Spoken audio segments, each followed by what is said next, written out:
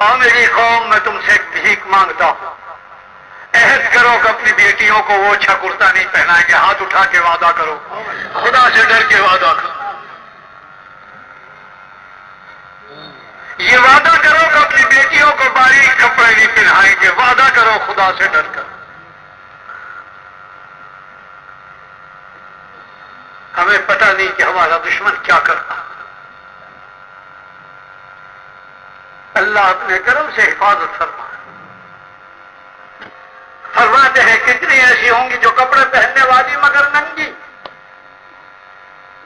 اور ان کا مقصد کیا ہوگا؟ آگے روایت میں آگے جملہ فرماتے ہیں مائلات ممیلات۔ اللہ اللہ، ان عورتوں کا مقصد کیا ہوگا؟ پہلے نمبر پر مقصد یہ ہوگا کہ وہ دوسروں کو تکیں۔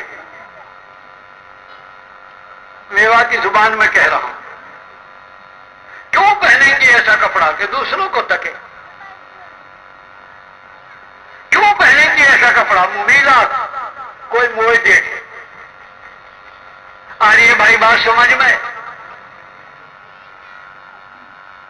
کہیں ایسا نہ ہو کہ میرے اور آپ کے اعمال محنت کے باوجود بیکار نہ چلے۔ میں ہاتھ جوڑ کے گزارش کرتا ہوں، کیسی عورتیں ہوں؟ تو کیسا باپ ہے جو بیٹی کا انگ دیکھے اور برداشت کرے؟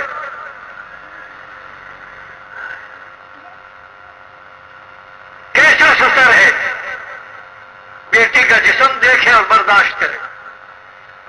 روپڑا کے ایک حاجی کا واقعہ، اب سنانے کا وقت نہیں۔ سسر کے سامنے بہو کی پینڈی ننگی ہو گئی، اندر کوٹھا میں گئے، بندوق لائے، گولی مار کر کوٹھا میں دفن کر دی، آج تک دفن۔ اس میوات کے آدمی ایسے تھے، آج کیا ہو گیا؟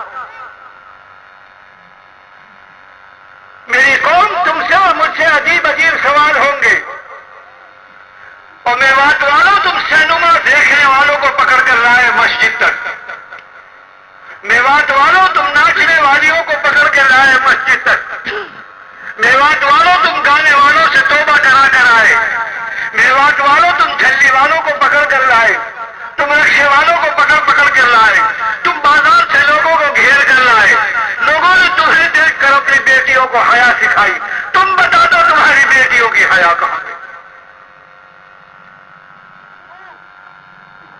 عجیب سوال۔ تمہیں دیکھ کر لوگوں نے سامنے باندھنے سیکھے، تمہیں دیکھ کر لوگوں نے سنت کے مطابق تہمت پجامے سیکھے، تمہیں دیکھ کر لوگوں نے سنت کے مطابق کپڑے پہننے سیکھے، ساری دنیا کے یونیفارم بدلوا کر تم نے لوگوں کے سروں پر صافے بندھوائے، تم نے لوگوں کے سروں پر کرتے، جسم پر کرتے پہنائے، اور تم ان کے کرتے جو پھینک کر آئے تم پہن کر مسجد میں آئے۔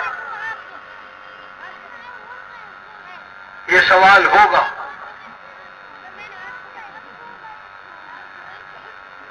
بار بار مولوی زاہد صاحب، مفتی زاہد صاحب ابھی ایک جملہ فرما رہے تھے، وَلَا تَمُوتُنَّ إِلَّا وَأَنْتُمْ مُسْلِمُونَ۔ جس آیت پاک کا مفہوم یہ ہے، آخری جملے کا، مالدار بن کر مرنے کی کوشش نہ کرو، اور ٹھونڈار چودھریوں عہدے دار بن کر مرنے کی کوشش نہ کرو، ایماندار بن کر مرنے کی کوشش کرو، تقوی دار بن کر مرنے کی کوشش کرو۔ بلڈنگ والے بن کر مرنا چاہتے ہو، حویلے والے بن کر مرنا چاہتے ہو، چودھرا بن کے مرنا چاہتے ہو، قرآن کا مطالبہ یہ ہے کہ ایماندار ہو کر مرو، اسلام دار ہو کے مر بنو۔ کیا موت آ رہی ہے میرے بزرگوں، میرے بھائیوں، ہم اپنے گھروں کو سب جانتے ہیں، کسی کو کہتے ہیں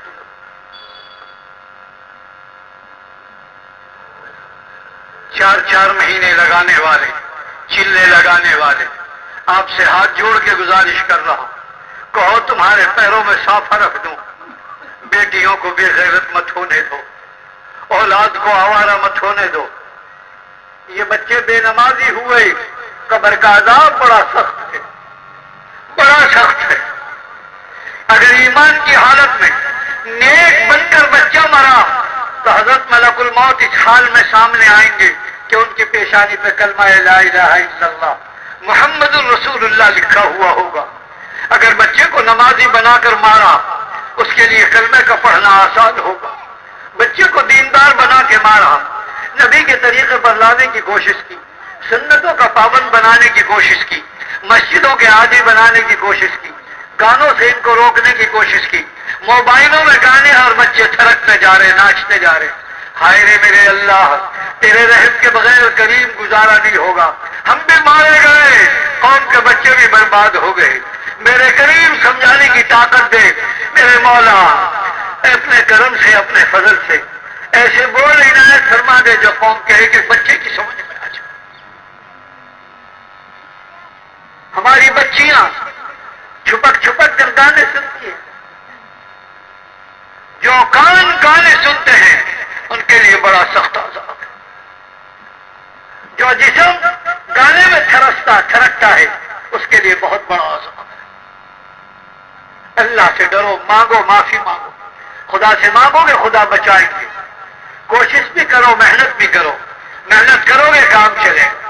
ایمان کی آواز لگ رہی ہے، مدارس جگہ جگہ بن رہے ہیں، ملا جی تقریر بھی کر رہے ہیں، جلسے جلوس بھی ہو رہے ہیں، سمجھانے والے سمجھا رہے ہیں، گلیوں میں آواز لگ رہی ہے۔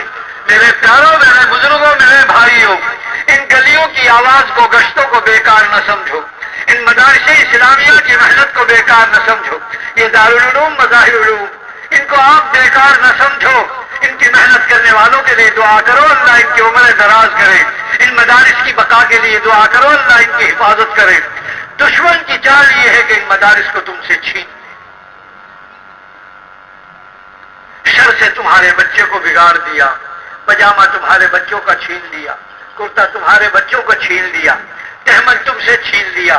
سب سے بڑی بات تو یہ ہے کہ تم سے حیا چھین لی،